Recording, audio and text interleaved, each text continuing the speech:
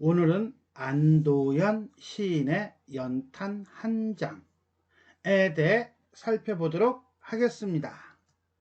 이 작품은 다른 사람을 위해 희생할 줄 모르고 이기적인 태도로 살아온 그렇지, 화자가 자신의 삶의 태도를 모하며 반성하며 바람직한 삶의 가치를 노래한 시이다 라고 했는데, 뭘 보면서? 그렇지, 연탄 한 장을 보면서. 화자는 한 덩이 재료 남는 것이 두려워 연탄과 같은 헌신적인 사랑을 한 번도 해보지 못한 것에 대해서 반성하고 있다 라고 한다면, 연탄은 한 덩이 재료 남는 것도 두려워하지 않고 헌신적인 사랑을 한 존재라고 보시면 되겠네요. 자, 그럼 작품을 한번 읽어보도록 하겠습니다. 또 다른 말도 많고 많지만 삶이란 나 아닌 그 누구에게 기꺼이 연탄 한 장 되는 것. 방구들 선득선득해지는 날부터 이름의 봄까지 조선팔도 거리에서 제일 아름다운 것은 연탄차가 부릉부릉 힘쓰며 언덕길을 오르는 거라네. 해야 할 일이 무엇인가를 알고 있다는 듯이 연탄은 일단 제 몸에 불이 옮겨 붙었다 하면 하염없이 뜨거워지는 것. 매일 따스한 밥과 국물 퍼 먹으면서도 몰랐네. 온몸으로 사랑하고 나면 한 덩이 재로 쓸쓸하게 남는 게 두려워 여태껏 나는 그 누구에게 연탄 한 장도 되지 못하였네. 생각하면 삶이란 나를 산산이 으깨는 일. 눈 내려 세상이 미끄러운 어느 이른 아침에 나 아닌 그 누가 나의 마음 놓고 걸어갈 그 길을 만들 줄도 몰랐었네. 나는. 자, 마지막에 나는 몰랐었네겠죠. 도치법을 사용해 가지고서나 임팩트를 팍 주고 있는 그런 시이다 라고 볼 수가 있겠습니다. 자, 그럼 우리는 안도연 시인의 연탄 한 장, 한행 한행, 한 구절 한 구절 살펴보도록 하겠습니다. 또 다른 말도 많고 많지만 삶이란 이라고 하는 걸 봤을 때, 이때 말하는 또 다른 말도 많고 많다는 것은 삶에 대한 다양한 정의 또는 삶에 대한 여러 가지 의미들, 뭐 이런 것들. 그러나 내가 궁극적으로 생각하는 삶이란 이거죠. 결국 여기서 말하는 삶이라는 시어는 어떻게 본다면 성찰의 대상이라고 보면 되겠어요. 나 아닌 그 누구에게, 나 화자겠죠? 그 누구는 화자가 아닌 다른 사람들이겠죠? 기꺼이 연탄 한 장 되는 것. 자, 여기서 말하는 연탄은 바로 뭡니까? 라고 한다면 아낌없이 희생하는 삶. 그래서 1년은 진정한 삶의 의미에 대한 인식을 다루고 있습니다. 방구들 선득선득해지는, 자, 여기서 말하는 선득선득은 일종의 의태어예요.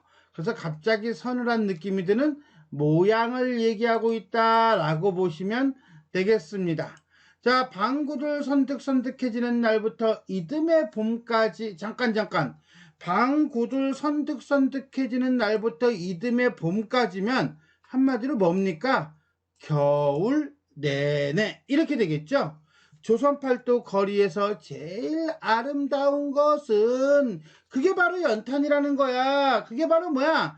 이 겨울 내내 조선팔도 어디에서나 필요한 것은 연탄차가 부릉부릉 힘쓰며 언덕길을 오르는 거라네.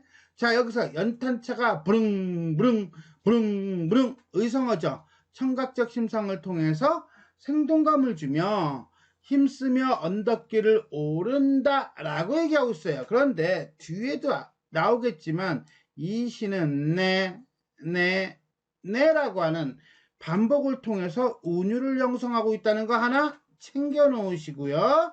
자, 그 다음에 힘쓰며 언덕길을 오른다는 것은 다른 사람의 삶을 위해서 자신이 어려움을 겪는다라고 보시면 될 거예요. 해야 할 일이 무엇인가를 알고 있다는 듯이 누가, 그렇지, 연탄이 자신이 해야 할 일이 무엇인가를 알고 있다는 듯이 이렇게 되는 거예요. 자, 그럼 여기서 말하는 해야 할 일이라고 하는 건 아까 얘기했던 거하고 비슷한 건데, 다른 사람들에게 희생하는 삶, 다른 사람들을 위한 삶이라고 본다면, 연탄은 일단 자신의 몸에 불이 붙었다 하면 일종의 뭐예요? 그렇죠, 희생이죠. 그럼 하염없이 뜨거워진대. 왜 뜨거워져? 자기를 위해서? 아니야. 한겨울 내내 추워하는 사람들, 추위에 떠는 사람들을 위해서 뜨거워진다는 거죠. 한마디로 희생을 통한 이타적인 삶을 얘기해요. 그렇다면 연탄이 해야 할 일이라고 하는 건 바로 뭡니까? 그렇죠, 다른 사람들을 위한 이타적인 삶이 되겠네요. 나는 매일 따스한 밥과 국물을 퍼 먹으면서도, 화자의 삶이죠. 화자는 이렇게 이기적으로 살았으면서도 몰랐네 라고 하는 것은 내라고 하는 반복을 통해서 운율을 형성함과 함께, 몰랐네 라고 하는 것은 과거에는 몰랐지만 지금은 안 거죠. 한마디로 뭐야? 삶의 의미에 대한 깨달음이라고 보시면 되겠습니다. 온몸으로 사랑을 하고 나면 이때 사랑을 한다는 건 뭐겠습니까? 그렇죠, 다른 사람을 위한 자기 희생적인 사랑이 되겠죠.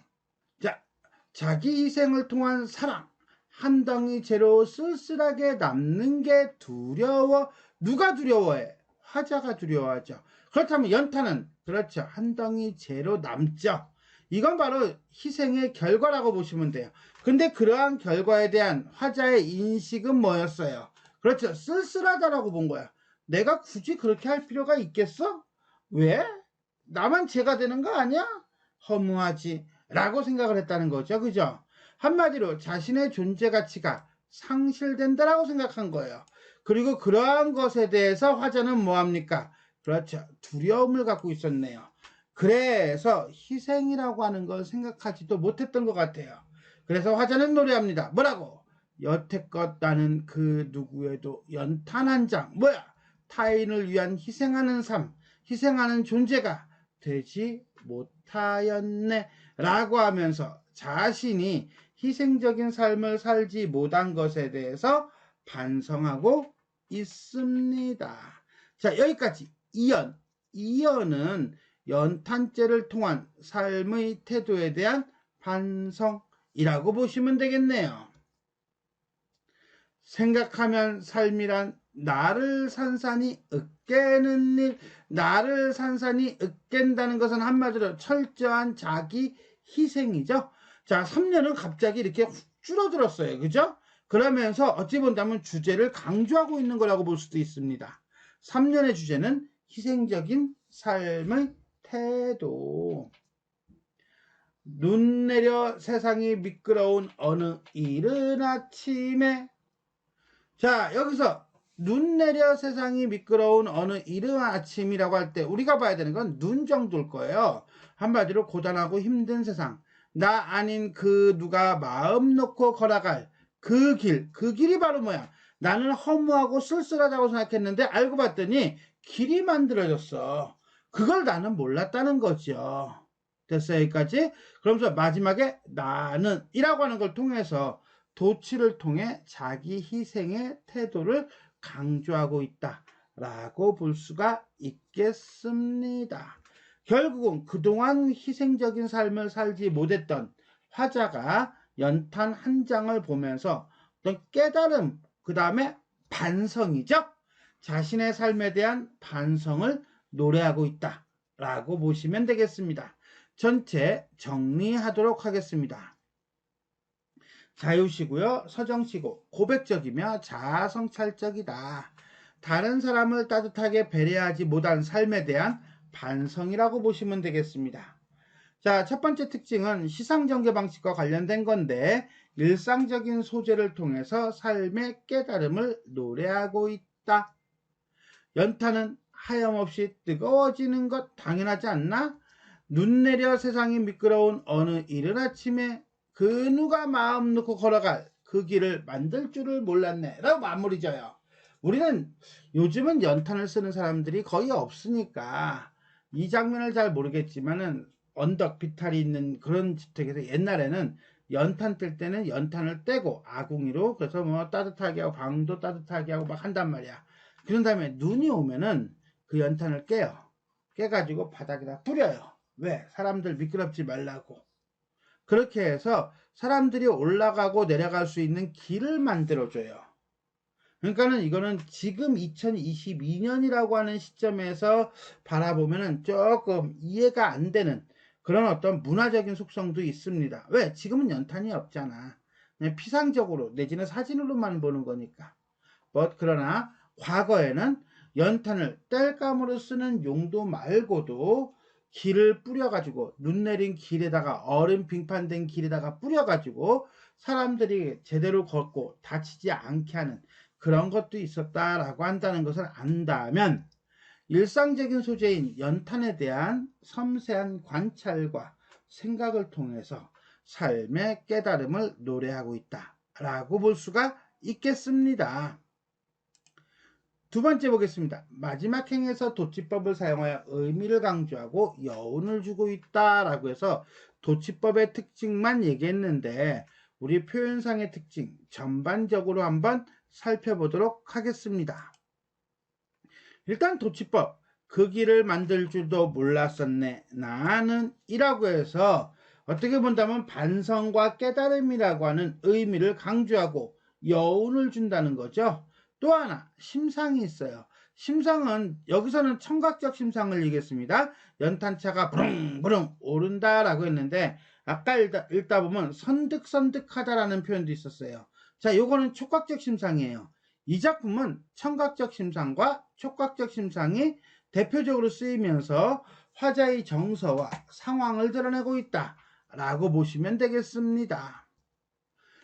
세 번째는 대비입니다. 대비는 조금 전체 연을 놓고서나 봐야 될 것 같아요. 자, 연탄과 화자가 대비를 이루고 있어요. 기본적으로 연탄은 자신의 몸에 불을 붙입니다.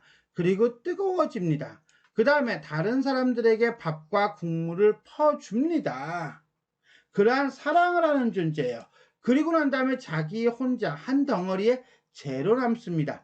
이게 연탄이에요. 1번, 2번, 3번, 4번이 연탄의 의미라고 한다면 화자는 그렇죠. 따스한 밥과 국을 퍼 먹어요.